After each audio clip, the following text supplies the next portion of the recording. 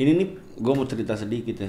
Jadi gue tuh sempat dilatih sama Pak Riki ini lumayan lama ya kita ya. Tapi yang Iya. baru-baru intensnya itu kan yang pas di akhir-akhir Iya. sebelum gue keluar. Iya, sayang banget ya, Ti. Aduh. Lompat jauh. Eh, Iya bener. lompat Atlet atletik spesialisnya cabangnya lompat jauh. nomornya namanya. Cabang atletik nomor lompat jauh. Oh, oke. Tahun berapa itu lu jadi atlet? 89 lah. Udah tua lu sekarang. Iya nih. Tapi jangan lupa masih kuat, masih Iya, kuat. kuat sih. Lu tuh pamer.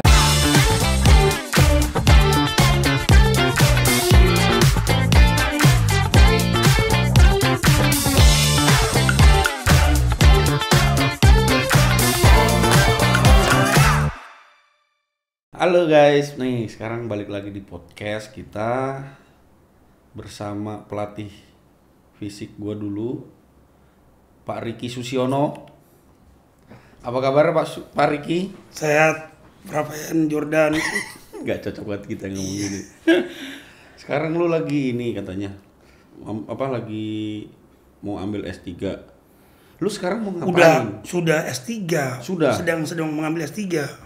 Terus lu buat apa? Buat gaya-gayaan doang gitu ya? Enggak lah.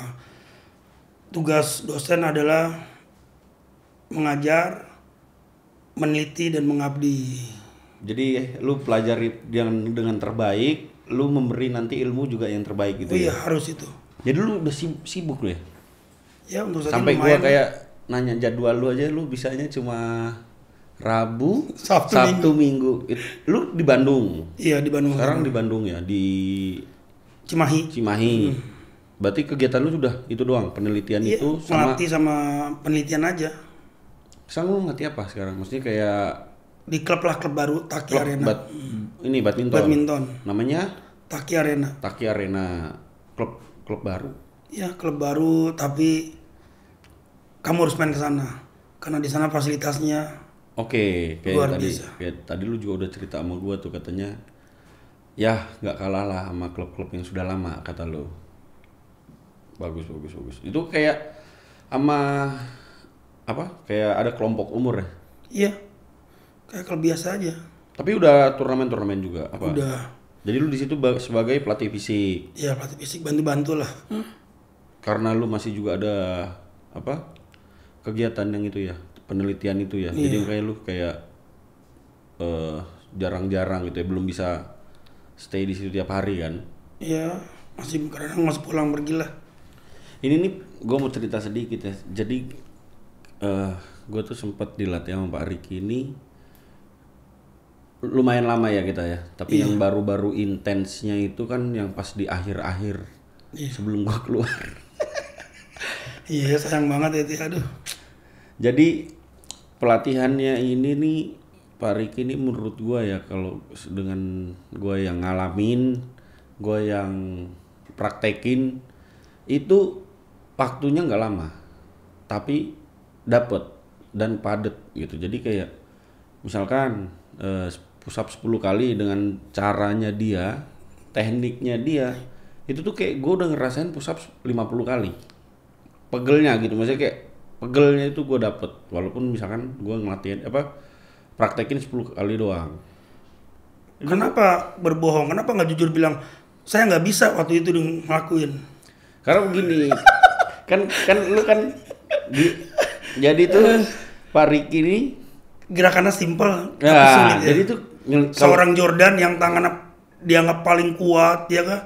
Tapi saat ngelakuin gerakan push up yang simpel itu, nah, jadi tuh dia tuh suka ngeledekin. Jadi dia tuh bisa memancing. Lu tuh pinternya situ loh, Pak Pehong.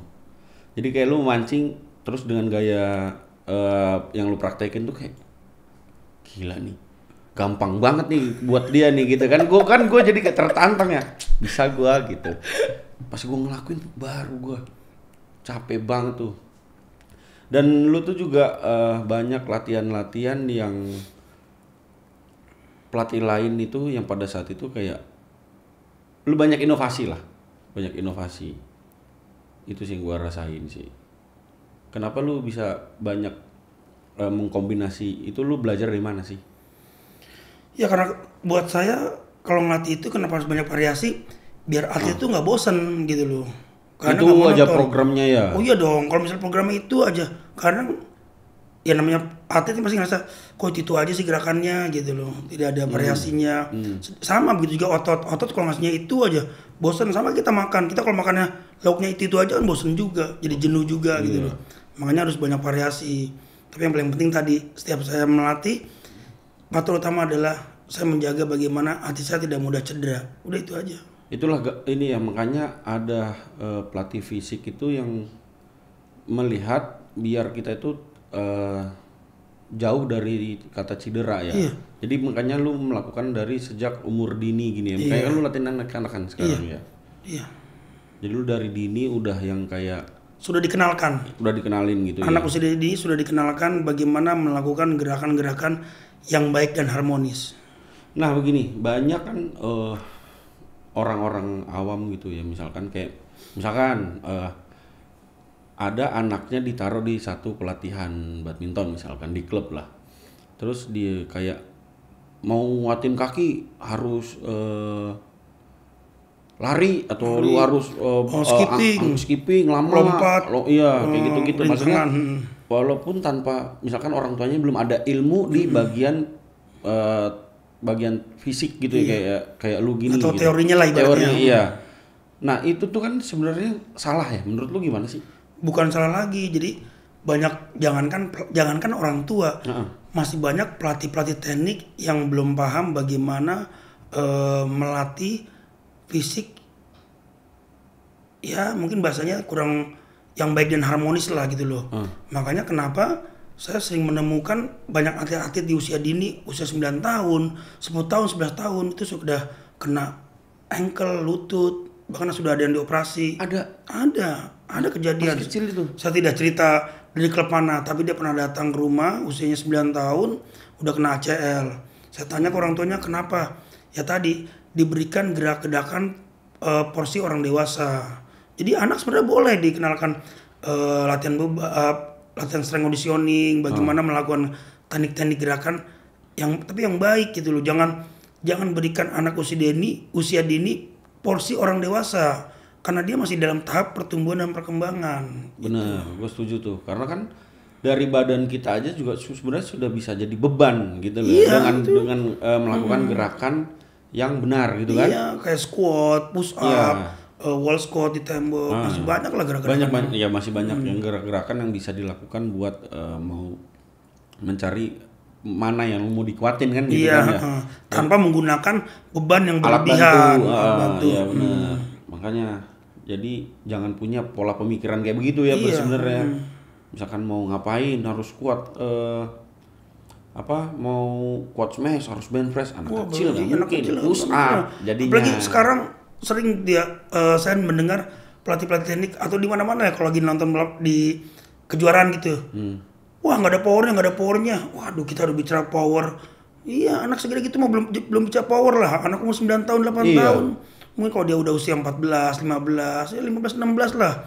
Power itu gabungan antara kecepatan dan kekuatan. Nah, untuk mendapatkan kecepatan dan kekuatan itu masih ada lagi tahapan-tahapan. Mereka harus punya keseimbangan yang baik, koordinasi yang baik, kecepatan yang baik, kekuatan yang baik, kelenturan yang baik. Nah, dari itu baru bisa dapetin power yang baik. Kalau mereka basicnya belum ada gitu tuh harus ada power gitu ya, sama kayak mobil aja, mobil dipaksa untuk kencang larinya, tapi kaki-kakinya CC-nya juga nggak ini bensinnya, bannya, seperti itulah sama aja. Ya.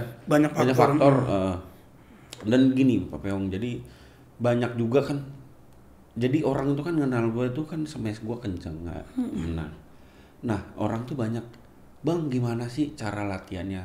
Menurut gue itu ada dua. Kalau gue, satu adalah memang udah dari sananya power gede. Kedua adalah didukung dengan latihan. Iya. Bener gak sih? Bener.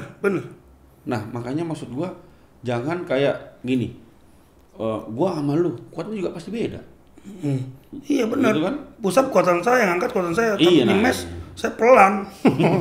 Nah gitu maksud gue kan, ya kita punya kekurangan dan kelebihan, jadi kayak lebih bagaimana ini aja nggak sih mendukungnya, kayak lu misalkan mau smash kenceng ya lu power apa, power tangan lu Iya, kuatin, kaki, disesuaikan dengan perut. kebutuhan. Iya, gitu loh. Jadi jangan gue pengen nih kayak lu begini begini.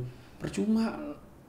Kalau lu misalkan lu punya power gede nih, dari sana punya power gede, tapi nggak lu latih. Mendingan lu nggak power gede tapi lu dukung dengan lu latihan, bener gak sih? Iya benar. Jadi nih Pak Pehong ini dia waktu itu ngeluarin buku apa yang apa? Man and Body Unification. Ya apa namanya yang itu? Unifikasi. Unifikasi itu. Nah itu fokusnya ke apa sih itu? Jadi gini, jadi buku unifikasi itu maksudnya bagaimana saat kita melakukan gerakan pikiran dan tubuh harus menjadi satu kesatuan. Jadi kita sadar gitu loh. Jadi kita sadar kita cara berdiri, kita cara berjalan, berlari, melompat, menarik, memukul, mendorong, kita sadar gitu loh. Jadi jangan cuma sekedar gerakan, ya contohnya kita senam gitu. Saya banyak ngeliat atlet pelatnas senam asal-asalan gitu. Ya punya asal-asalan lah, ngelakuin gerakan running ABC asal-asalan, jogging asal-asalan. Bentar. Nah, ini gini, sorry gue potong nih. Jadi ini relate nih gue. Jadi kayak misalkan kayak lu bilang badan dan pikiran menjadi satu kesatuan. Contohnya apa? Banyak orang mau angkat galon, dia posisinya bungkuk, bukan jongkok. Itu iya, itu. Makanya banyak yang gampang cedera pinggang, bahkan saraf kejepit. Nah kayak gitu tuh. Iya, misalkan cuma gara-gara perkara angkat galon. Iya, misalkan, itu sepele gitu. Kan? Benar. Nah, terus. Ya, intinya gitulah. Jadi bagaimana di unifikasi itu kita belajar bagaimana tentang kesadaran gerak. Kalau kita sudah sadar, itu nanti akan cakap. Makanya sadar, cakap, dan harmonis. Sama itu di teknik juga begitu. Kita sadar cara megang yang baik, megang raket, cara memukul yang baik. Itu akan hasil akan maksimal gitu loh. Itu maksudnya seperti itu. Nah di fisik juga seperti itu. Cara dia misal contoh ngelakuin gerakan squat, cara berdirinya harus stabil, cara mengangkatnya, mendorongnya waktu saat dia naik atau saat dia turun. Makanya kenapa banyak orang yang squat niatnya pengen nguatin tungkai bawah, tapi karena gerakan salah. Ini ada kejadian. Di mana tuh? Sebenarnya ada videonya, nanti kapan saya kirim. Ada anak latihan squat yang patah tangan, kan aneh. Ngerti maksudnya? Dia latihan squat, kan kaki yang gerak ibaratnya. Iya, tadi gara-gara dia tidak seimbang, akhirnya ini jatuh, kena ini nggak siap. Udah patah. Nanti saya kirim, ada videonya. Jadi gimana dia squat, gerakan nggak stabil, ke belakang raket bebannya. Sama pernah kejadian tuh yang yang orang Bali tuh, yang YouTuber juga, yang dia squat tapi gerakan salah, akhirnya yang patah gitu lehernya, meninggal.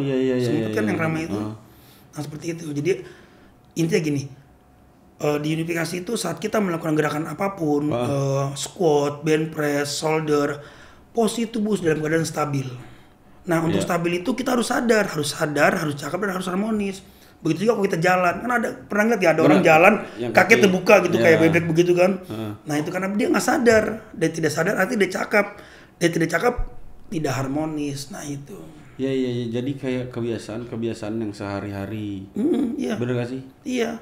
Jadi latihan unifikasi itu menghindari dari kelelahan yang berlebihan.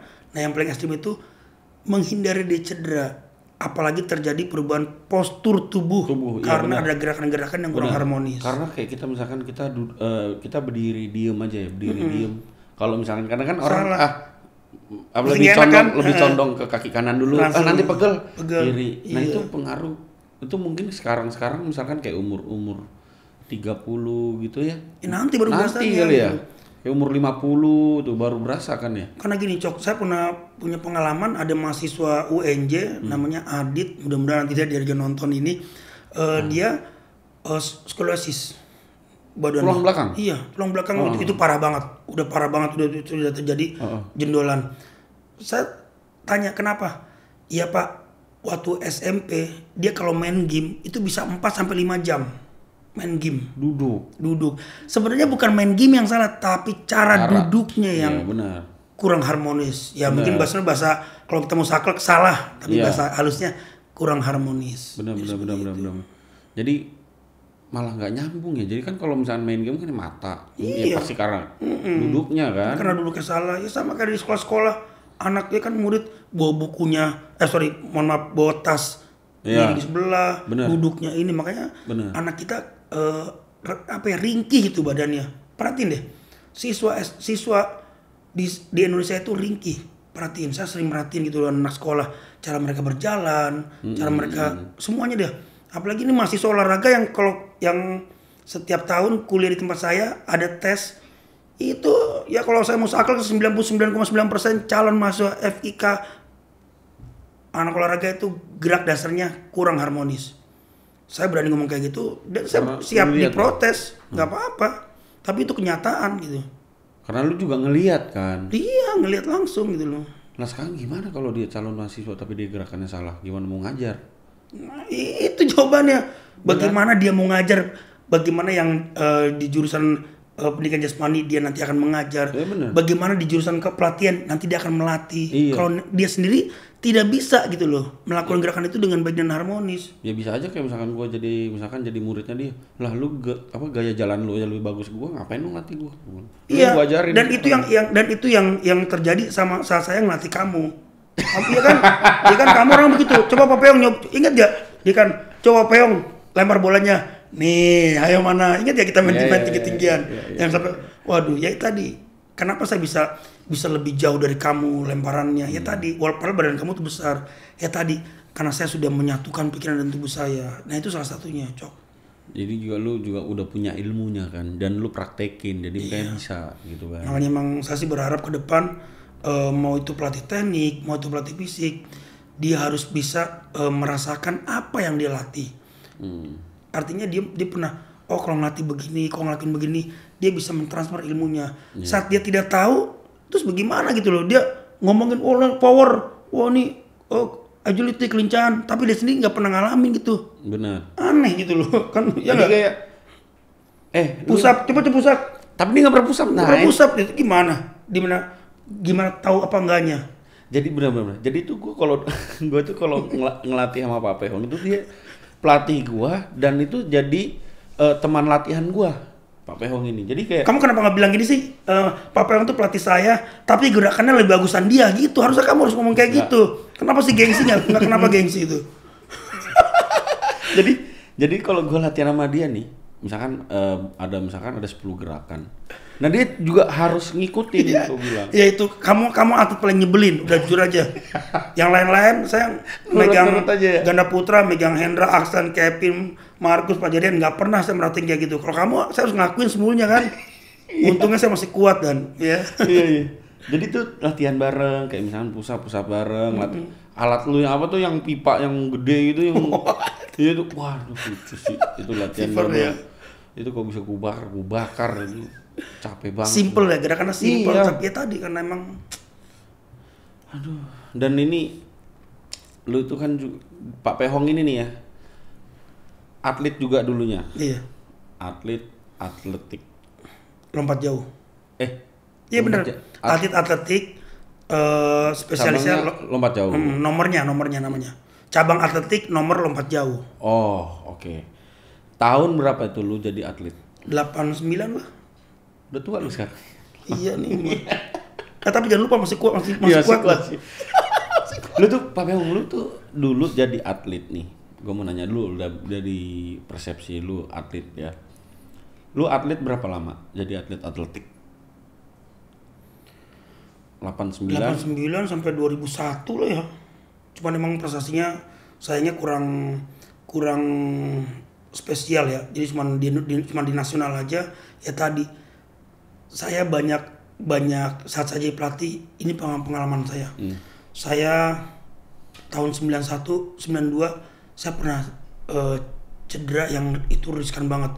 Jadi tulang saya tuh pengapuran, jadi terbelah keluar cairan. Nah itu kenapa? Saya berlatih di luar kemampuan. Jadi kalau misalnya habis pelatih, ya udah mas latihan. Nih mungkin kalau nanti pelatih saya tahu paling dia, oh ini cedera gara-gara cedera. Jadi habis latihan, pelatih pulang saya pakai lagi latihan lagi. Jadi pakai jaket beban, pakai bar gitu lari numpuk. Makanya kaki kiri saya tuh paling kuat. tahun 92 itu tes vertikal jam. Saya tuh termasuk yang paling tertinggi, 97 cm. Gila. Iya, 97 cm. Meter loh. Sampai kemarin teman dari Amerika nelpon bilang, Peong, satu hal yang gak bakal gue lupain dari lo. Lo tuh badan kecil, tapi vertikal jam lu 97 cm. Jadi emang saya dulu kuat banget. Sangat kuat. Gila ya. Hampir semeter loh. Iya. Dan itu tadi saya mengalami yang namanya latihan kecepatan, kekuatan, latihan kelenturan. Ya mungkin kamu masih tahu lah, saya sampai sekarang umur 49 saya masih lentur. Saya pernah lari 100 keliling. Jadi saya pernah mengalami semua komponen fisik itu. Nah begini, pada saat lu jadi atlet nih, kan pasti cuma memikirkan kayak bagaimana lu latihan prestasi doang. Kan berbeda nih sekarang kalau lu jadi pelatih. Ya kan? Kalau pelatih ini kan menurut gue ya agak lebih sedikit ribet lah. Maksudnya karena kita harus memikirkan program, harus memikirkan tujuannya nih buat kemana gitu kan. Saya justru sebenarnya gini Cok, yang jadi beban itu saat kita ngelatih bagaimana atlet yang kita jaga, yang kita latih itu tidak cedera. Itu sebenarnya yang beban. Kalau misal variasi latihan ini semua enggak ada. Tapi saat kita melatih atlet tidak cedera, itu tuh kayak berasa apa ya, dosa seumur hidup banget. Kayak masa bersalah ya. Iya.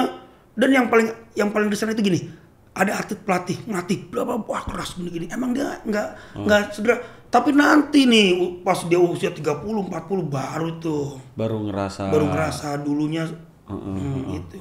Nah itu yang saya hindarin. Makanya kamu inget lah, saya kalau ngelatih cerewet banget kan. Iya. Pandangan, lutut, pinggang, telapak. Bener. Kayak lebih detail. Ya memang harus detail lah, namanya melatih. Harus detail. Sekarang kalau yang kita latih manusia loh itu soalnya. Iya, bener. Kita mobil aja, motor aja harus detail begini-gini. Ini manusia yang kita latih. Bener. Jadi memang harus detail ya. Maksudnya kayak namanya kayak atlet kan ya butuh dibenarkan juga kan. Iya, harus wajib malahan. Iya, makanya disitulah dibutuhkan sosok pelatih. Bener gak? Iya. Sekarang kan juga banyak pelatih yang nggak detail. Jadi emang tugas banyak atlet yang sering melakukan kesalahan. Iya. Tugas pelatih selalu mengingatkan kesalahan tersebut dan tidak boleh bosan, walaupun itu sekecil apapun harus diingetin kesalahan itu. Jangan kadang-kadang alasman sedikit. Nah saat sedikit gitu lama-lama jadi bukit, udah jadi kebiasaan, otomatisasi, dan itu sulit dirubahnya. Sama kayak kamu lah megang raket nih, udah kebiasaan begitu aja, sudah besar sulit ngebalikinnya lagi. Ya seperti itu. Tapi kalau emang misalkan gini, kalau pelatihnya emang nggak suka sama atletnya gimana? Jadi kayak misalnya udah ngelakuin salah nih misalkan. Itu nggak boleh. Jadi kalau menurut saya pelatih itu adalah dia tuh sebagai orang tua, kakak, sebagai orang yang terdekat. Jadi membayangkan bahwa atlet itu ya saya gitu loh. Jadi kita tuh jadi satu kesatuan yang nggak kepisah. Kalau ada pelatih yang nggak suka mati itu salah, atau begitu kebalikan itu salah, udah nggak boleh itu. Tidak ada tadi unifikasi, tidak ada penyatuannya, itu nggak boleh. Tapi ada loh itu pelatih yang kayak begitu. Bener. Unik juga nih. Ada, jadi kayak ya sengaja aja dibiarin gitu. Itu nggak boleh itu tanggung jawabnya sama pencipta lah. Itu biarin lah, dosanya masing-masing aja lah ya. Iya benar. Itu biarin aja. Tapi itu buat saya itu nggak boleh lah itu. Ya memang harus mereka boleh. Itu apa ya, cacat lah itu memang nggak boleh lah pelatih. Nggak boleh memang. Ya tapi kan ya emang dianya maunya begitu kali.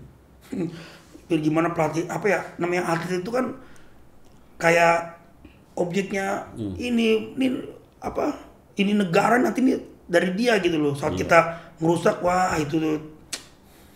Tapi sekarang gini Pak Peong, kan lu udah lagi penelitian, udah S3, udah penelitian. Lagi S3. Terus juga udah penelitian kan? Lagi penelitian lah. Lu tujuannya apa sih? Maksudnya yang lu pingin goal lu gitu. Apa?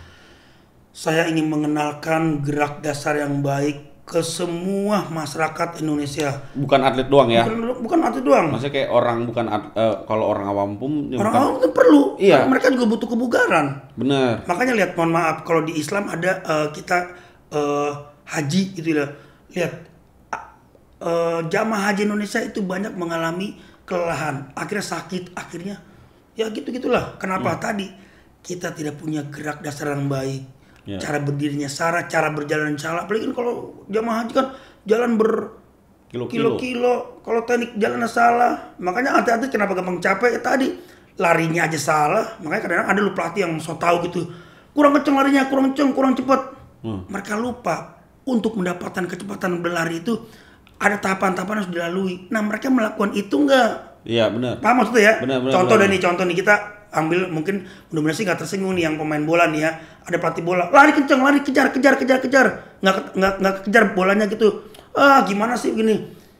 Kalau saya sih tinggal ngebalikin, mereka mengajarnya nggak bagaimana cara berlari yang baik dan benar. Itu kuncinya. Jadi kalau mau bikin orang lari cepat, teknik dasar berlarinya harus dibenerin dulu. Iya. Selama teknik dasar berlarinya itu nggak bener, mustahil mereka bisa lari cepat. Itu mustahil. Benar. Sama kayak saya nih. Kuatan mana tangan kamu sama saya? Kalau fisik kuatan saya, tapi nyemes kuatan kamu kenapa? Karena kamu teknik dasar memukulnya di bulu tangkis sudah benar, baik dan benar. Jadi Saya nggak punya. Jadi kayak teknik dasar, terus penguatan, Itu benar nanti, sih? Ya, ditambah faktor pendukung. Iya kan, maksudnya gitu faktor pendukungnya harus ada, jangan Harus mau ada. hasil lu cepet-cepet aja gitu Iya. ya. Contohnya kan gitu ya. Jadi itulah ya kayak lu pengen tuh membagikan ilmu ini kepada masyarakat. Iya. Terus juga biar apa? Intinya biar masyarakat tuh nggak gampang lelah, nggak gampang cedera, apalagi nggak gampang ya tadi terjadi perubahan pada postur tubuh akibat gerakan-gerakan yang kurang harmonis. Itu benar. Karena jadi biar bisa sehat terus gitu kan. Iyalah manusia yang paling penting itulah duit banyak nggak sehat buat apaan nggak nikmatin juga akhirnya. Benar. Jadi buat itu lu buat apa? Membagi ilmu aja sih sebenarnya ya. Tapi lu sekarang ada ini nggak kayak lagi pegang itu selain di Taki itu nggak ada? Nggak, jadi emang sekarang lagi benar-benar fokus menyelesaikan inilah penelitian lah. Penelitian ya. Udah sejauh apa lu penelitian? Ya kalau observasi udah dapet kemarin udah sempat apa ke klub-klub saya ambil data gitu dan ya itu tadi ya kesimpulannya di klub-klub kecil banyak pelatih-pelatih teknik yang belum bisa mentransfer ilmunya ke apa Atletnya? ya ke pelatihan lah artinya gini pelatihan. kan kadang-kadang klub-klub kecil tidak semuanya punya pelatih fisik. Benar. Jangan kan klub kecil, klub besar aja kadang-kadang ada juga yang nggak punya pelatih fisik. Benar. Iya nggak, padahal itu butuh. Emang sih kita tidak bilang pelatih teknik nggak bisa latih fisik, bukan gitu loh. Karena mereka juga, tapi pasti beda, ilmunya pasti beda. Gitu loh. Jadi kalau menurut saya, kalau jadi pelatih teknik, ya dia harus benar-benar menguasai tekniknya. Untuk menjadi seorang pelatih fisik, ya dia harus menguasai ilmunya gitu loh. Lebih bagus lagi kalau dia pernah merasakan gitu. Jadi saya tadi yang saya bilang, kalau buat latihan ngelatih apa nih? Kaki, ya dia harus tahu latihan kekuatan kaki apa aja. Ada squat, ada leg press, ada leg curl, ada lunges. Jadi lebih susah ya sebenarnya kalau misalkan gini, gua lebih kayak kalau pelatih teknik itu kan kebanyakan itu dulunya pemain. Tapi kalau pelatih fisik gua tanya gimana coba? Misalkan kayak dia misalkan masuklah di klub gede dengan lulusan terbaik lah contohnya di universitas ini. Tapi dia bukan pelaku gimana? Gini loh, emang ini jadi dilema ya, Cok. Di kampus-kampus termasuk di kampus saya lah ya, di kampus saya gitu banyak mahasiswa yang mereka akhirnya cuma sekedar pengen buru-buru lulus. Makanya mohon maaf yang sekarang itu mereka berlomba-lomba bagaimana mendapatkan IP yang tinggi. Zaman anak sekarang tuh IP-nya 34, 35, 36, kadang-kadang 38. Zaman saya dulu bisa dapat 2,7-nya itu kayak udah luar biasa banget gitu loh. Makanya kalau anak zaman dulu IP-nya kecil-kecil tapi keterampilan geraknya wah luar biasa. Iya. Anak sekarang IP-nya tinggi-tinggi tapi keterampilan geraknya ya mohon maaf lah seperti itu gitu loh. Nah iya, kayak gitu tuh maksudnya bener kata lu dilema ya. Iyalah. Dia cuma tahu. Kebayang nggak kalau nanti mereka tiba-tiba ada klub yang ngerti, wah ini sarjana olahraga udah jadi pelatih. Padahal mereka belum tentu menguasai itu gitu. Apalagi kayak misalkan klub gede yang punya dana, punya sarananya juga ada, tinggal cari lulusannya. Ya maksud gua ini nih bukan masalah kayak gimana ya, lu memang harus ada ilmunya tapi juga harus yang kayak lu tuh pengalaman. Jadi kayak menurut gua jangan kayak lu mentang-mentang lu lulusan terbaik, lu ngelamar ini lu diterima, tapi kayak lu sebelumnya lu belum pernah lakuin, lu nggak pernah tahu gimana rasanya gitu loh. Paham. Makanya kalau mau saklek sebenarnya sih, kalau saya punya klub gitu ya. Saya punya klub, misalnya saya pengen nyari pelatih fisik. Oke, Cok, kayak kamu sarjana olahraga, harusnya ngomong. Coba dong contohin dong, nggak apa-apa. Contohin dong bagaimana melakukan penguatan Gerakan ini gitu. kaki misalnya gitu ya. Bagaimana melakukan gerakan misalnya lengan, bagaimana ya semua otot diituin. Setelah itu coba bikin dong program latihan. Iya. Itu keren banget. Jadi kita tahu. Nah, terus baru misalnya coba Cok, ini ada anak, panggil anak, coba ajarin dia latihan penguatan kaki misalnya gitu atau tangan. Nanti kelihatan gitu. Oh, kita enggak, yang penting seret masuk udah taruh di dalam. Wah, itu nggak bisa ngelatih. Dan itu yang terjadi gitu loh. Iya. Ya jangan, kalau menurut saya jangan nyalain itunya, harus apa ya, harus Dibenahi lah ya. harus dibenerin semuanya gitu. Iya, benar. Ya itulah Tok. Kamu kebayang nggak? Saya kemarin nanya-nanya di PBS, ada berapa ratus klub di Indonesia? Bulu tangkis itu paling banyak. Bulu tangkis sama bola itu paling banyak. Klub. Iya, bulu tangkis, bola, basket, Ada voli. berapa? Ah, saya lupa dah. Ada 500 berapa, pokoknya banyak banget lah. Banyak banget. Tapi kebayang nggak kalau mereka tidak diajarkan gerakan-gerakan yang Bener kurang ya? harmonis. Iya, benar. Orang tua tuh berlomba-lomba. Ya mohon maaf nih, orang bulu tangkis itu olahraga mahal. Raket mahal, belum kok. Waduh, kok harus, ya kan, coba ya perhatiin. Tapi lihat banyak orang tua tidak sayang. Kenapa?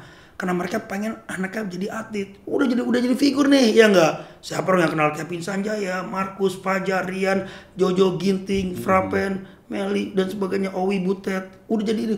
Mereka kalau saya jadi orang tua nih ya, ada berapa puluhan ribu anak yang latihan bulu tangkis. Benar. Tapi mereka lupa ada berapa atlet yang sukses di bulu tangkis. Bukan saya ngecilin orang tua, bukan. Makanya itu bener-bener apa ya?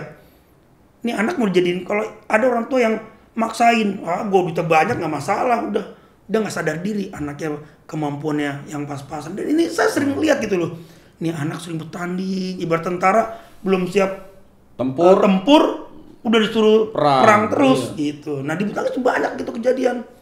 Ya buat dia duit gak ada masalah, ya nggak masalah sih itu duit dia. Cuma kalau saya sih lihatnya nggak ke situnya. Kasihan anak, mentalnya terganggu, pertumbuhan perkembangan terganggu. Itu aja sebenarnya gitu loh. Waktu pertumbuhannya dia juga hilang. Iyalah. Karena kan harus latihan, nggak mungkin dia bisa main, capek. Bener. Bener nggak? Masa anak-anak dia hilang lah gitu. Iya. Nah makanya lah di sini pesan gua nih ya, maksudnya kayak sama pelatih itu banyak perjuangan di balik seorang atlet lah dengan bermacam background gitu lah. Maksud gua kayak jangan cuman gara-gara lu mau nama lu naik dengan jabatan lu aman jadi sebagai pelatih, gara-gara ujung-ujungnya si duit gitu ya, lu mengkorbankan satu anak, dua anak gitu ya buat kepentingan kepribadian lu doang gitu. Lu korbankan tapi nggak tahu kayak ini anak backgroundnya kayak gimana di keluarga gitu, keluarganya udah pol-polan, udah usaha segala macem, kan kita nggak tahu. Misalkan aja bapaknya anaknya punya kualitas dengan keluarga yang cukup lah, jadi kalau misalkan mau menunjang lagi harus pinjem sana pinjem sini, nutup sana nutup sini, terus gara-gara cuma pelatih ini doang nih matiin karir seseorang. Terus juga aduh, kamu nanti tanggung jawabnya bukan di dunia, udah kamu tuh. Maksudnya ini buat pesan aja ya, karena di sini gua melihat Pak Peo. Di sini gua melihat kisah nyata juga tuh ya. Iya, maksud gua kayak ini gua melihat real gitu loh. Ada yang bisa orang kayak begini. Di mana gitu hatinya. Jadi maksud gua buat pelatih-pelatih nanti misalkan yang di daerah, yang di klub-klub kecil, mau klub gede gitu, maksud gua ya lebih punya hati aja ngelatih itu. Karena jangan maksud gua kalau lu mau dapat nama, lu ngelatih atlet sebaik-baiknya, lu pasti nanti bakal ada nama kok. Misalkan kayak gua aja deh. Kayak gua dulu pasti kalau misalkan cerita, orang nanya nih, gua pasti cerita pelatih lu dulu siapa. Gua kasih tahu dari yang awal pertama kali gua ngelatih. Itu gak boleh lupa tuh. Iya, kayak gitu loh. Maksud gua janganlah lu kayak begitu. Ya udah, itulah pesan gua aja kalau gua.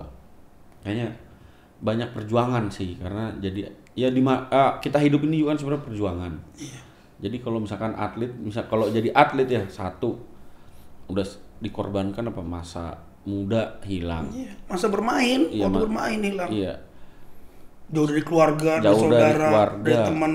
Ya kan, sekolah Iya. hilang. Nah ini. Terus dengan dikorbankannya gara-gara kepentingan pribadi pelatih ya kan, aduh, kok ngerti lagi deh. Merusak mental tuh ya. Sebenarnya lebih ke ya mental sih, benar-benar mental sih, dan banyak lagi gitu. Kalau Pak Pehong ini sih gue tau lah orangnya, ya bisa dipercaya dia ini, maksudnya terpercaya juga gitu, karena kan gue pernah sama lu latihan. Jadi lu apalagi yang lu mau sharing nih tentang unifikasi lu nih? Wah bisa sampai pagi nih. Nanti kapan-kapan kita ngobrol-ngobrol lagi lah. Soalnya kalau bicara tentang unifikasi itu universal banget, Cok. Ini saya ngeliat cabang olahraga emang semua lah, bulu tangkis, atletik, bola, semuanya emang lagi kita prestasi lagi. Iya lagi. Ya, lagi badminton juga lagi lah. kurang. Lu tuh pernah ngelatih atlet cabur apa aja ya? Banyak, saya kenalin pernah di judo, di atletik, di silat, di tenis, di volley. Banyak lah saya. Hampir semua lu ya. Iya. Terakhir badminton ya? Badminton terakhir. Berapa tahun di 2014 sampai 2022. Oh 8 tahun juga, lumayan. Iya, bareng kan kita bareng gitu. Oh iya, satu alumni. Kan kita udah pernah bilang. Satu angkatan kita. Kamu sempat nggak percaya kan saya mau resign. Iya. Ingat nggak? Ah nggak mungkin Pak Pehong, kita lihat aja. Karena gini, jadi waktu itu kan gue juga banyak sharing lah sama Pak Pehong ini. Jadi dia bilang kayaknya kita keluar sama-sama ini. ini jangan apa ini nih, serius tersangkanya. Enggak, bukan. Maksud gue tuh kayak nggak mungkin lah gue bilang gitu. Karena kalau posisi gue kan ya memang pada saat itu lagi kurang bagus lah gitu. Kalau gue kan ya wajar aja gitu. Kalau lu kan nggak mungkin lu ngelatih bagus ini. Padahal lagi bagus-bagus ya Ganda Putra ya. Gila, nggak ada matinya lah gitu. Kenapa gitu? Gue juga paling pas lu keluar gue, kaget juga gue. Satu alumni kita. Adalah, ya udahlah Pak Pehong, terima kasih udah datang. Iya. Nanti lah gue main ya ke sana. Iya main lah. Ke mana tuh? Taki Arena Cimahi. Taki Arena. Nanti gue main ke sana deh. Lu harus main. Kamu harus lihat, Cok, artinya gini. Ini ada klub baru gitu ya, klub baru muncul, tapi fasilitasnya nih ini kalau gue jadi penasaran nih. Aduh, beneran. Udah. Boleh nanti dia punya kolam air panas dingin. Fasilitasnya tuh ya. Fasilitas ya, ruangan buat meditasi, buat yoga. Udah ini asli komplit banget. Niat loh berarti itu ya. Seniat itu ya. Ini. Boleh nanti gue main. Harus main, kamu harus. Nanti kalau misalkan lu kesana lu kabarin aja deh. Siap. Oke, terima kasih guys. Ya gitulah obrolan singkat ini tentang Pak Pehong. Jadi kalau kalian mau bertanya tentang seputar pelatihan fisik, mau pelatihan dasar, penguatan dasar juga bisa semua sih sebenarnya. Lu mau nanya apa juga bisa dia. Terus nanti kita jadi kan nih ke depan nih, kita mau kolaborasi. Amin aja. Jordan Academy. Wes, unification sport. Wah, ya, gua sih. Gua nggak bilang iya, nggak mau bilang enggak ya. Gua aminin dulu aja ya kan, sama baik mah amin lah. Tergantung nanti cari sponsor aja. Oke, terima kasih guys. Pak Pehong, makasih. Iya, sama-sama. Oke, bye bye.